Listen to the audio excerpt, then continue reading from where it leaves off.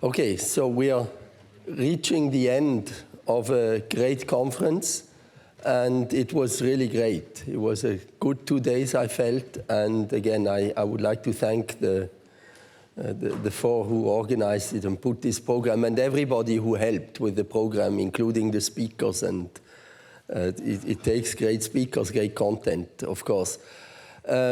In order to come to the point where we are today, this is basically 5 years, I guess, starting with the HB2C project and PASC. We needed also to have great support from people who are pushing this from behind. And one of the people was Ralf Eichler, who gave the introduction yesterday. And the other person is Professor Piero Martinoli, the president of the Università della Svizzera Italiana in Lugano, who has been really a great advocate of scientific computing, of CSCS, and in particular of this whole idea that we should invest in software development and application development, and not just in hardware. And so I would like to thank you, Piero, for really this great help that you have given us, and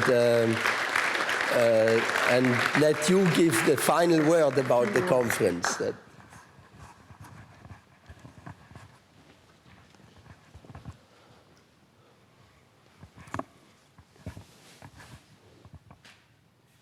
Okay, so dear colleagues, dear participants of PASC 14, I think I am here with a certain emotion because 53 years ago, on a Monday in the middle of November of 1960, I had my first lecture in mathematics at the ETH in Zurich. So this is something, of course, the room is a bit different, but the GPS coordinates are exactly the same.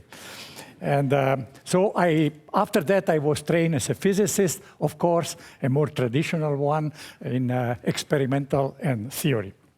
Okay.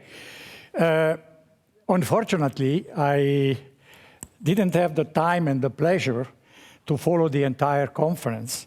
But a quick look at the program provides one with a very clear picture of the variety and the complexity of the topics addressed in this conference. From what I heard in speaking to some of the people who attend the conference, I'm sure that PASC 14 has been a great success. No doubt, advanced scientific computing is definitely establishing itself as a research tool of unprecedented power. The incomparable computing capacity and speed of modern supercomputers allows to tackle interesting and in some cases even pressing problem, whose complexity is so high that they were inaccessible to the usual traditional experimental and theoretical methods only 1 or 2 decades ago. Even the entire life of a human being would have not been sufficient to address only a very small portion of the problem studied today. The spectrum of the discipline is very impressive. You go from cosmology, seismology, climatology, material science, molecular biology and chemistry, pharmacology, all life sciences, finance, and even sociology in the end.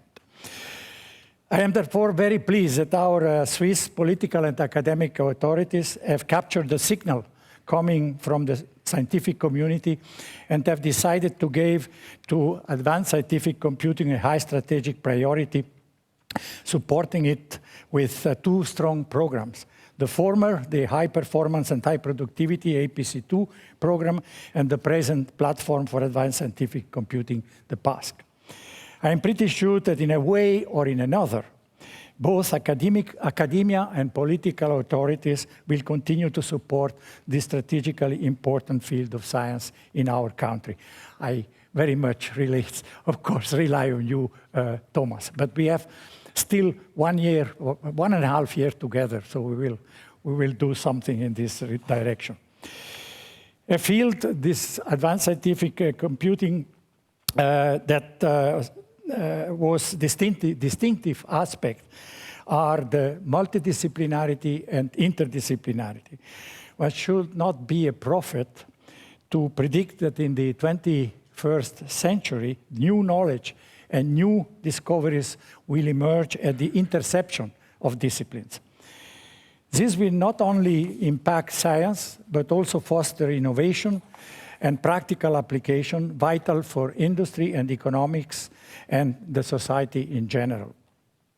Now I would like to conclude by expressing my thanks in a few words for the people.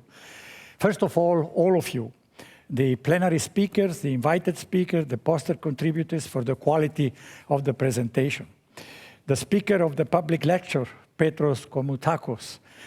I hope that the direction of the arrow of computational science will not be the same of the arrow of time. Otherwise, we will end in a mess. Okay. I would like to thank very much the local organizing committee, Maria Grazia Giuffreda and Michele De Lorenzi of the CSCS, Monica Bolliger and Andreas Fichtner of the ETH in Zurich, Olaf Schenk and Daniel Peter from USI. They deserve, I think, an applause.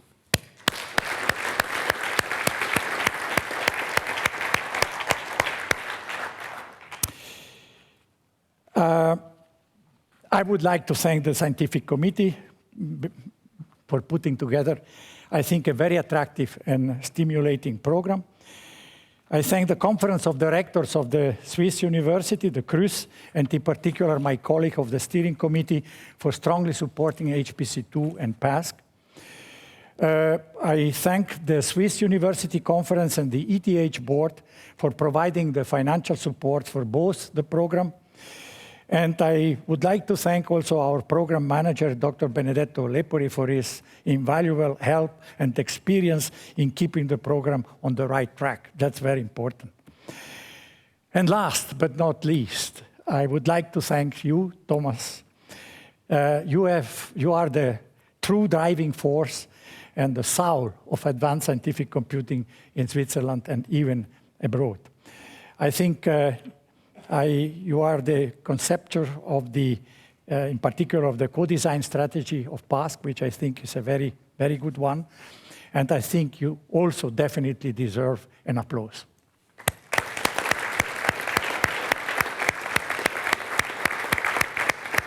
Thank you very much. Finally, I would like to announce that this morning the steering committee has decided that the next PASC conference, PASC Conference 15, will take place in about a year at the EPFL in Lausanne. It's a national program, so we have to go a bit here, a bit there, and maybe in 2 years it will be in Lugano. Thank you again for attending PASC 14, and welcome to PASC 15 next year. Have a nice trip back home. Thank you for coming. Bye-bye. Okay. Thanks.